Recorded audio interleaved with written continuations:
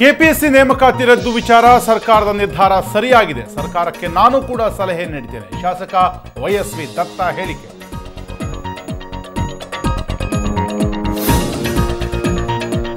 Freedom ಪಾರ್ಕ್ನಲ್ಲಿ ಮುಂದುವರೆದ KPSC ಅಭ್ಯರ್ಥಿಗಳ ಪ್ರತಿಭಟನಾ ನಿರತ 3 ಅಭ್ಯರ್ಥಿಗಳು ಅಸ್ವಸ್ಥ. ಮಾಜಿ ಕೆಪಿಎಸ್ಸಿ ಅಧ್ಯಕ್ಷ ಗೋನಾಳ್ ಭೀಮಪ್ಪ ಪರ ಎಚ್ಡಿಕೆ ಬ್ಯಾಟಿಂಗ್.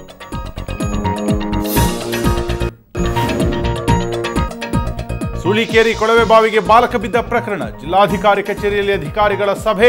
ಮೃತ ಬಾಲಕನ ಕುಟುಂಬಕ್ಕೆ 5 ಲಕ್ಷ ರೂಪಾಯಿ ಪರಿಹಾರ ಘೋಷಣೆ.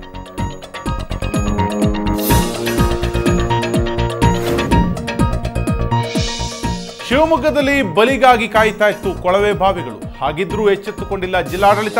ಸ್ವಯಂ ಪ್ರೇರಿತವಾಗಿ 25ಕ್ಕೂ ಹೆಚ್ಚು ಕೊಳವೆ ಬಾವಿಗಳನ್ನು ಮುಚ್ಚಿದ ಗ್ರಾಮಸ್ಥರು.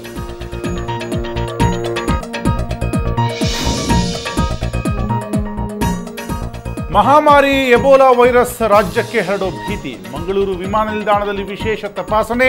ಕೊಲ್ಲಿ ರಾಷ್ಟ್ರಗಳಿಂದ ಬರುವ ಪ್ರಯಾಣಿಕರಿಗೆ ಮೆಡಿಕಲ್ ಚೆಕಪ್.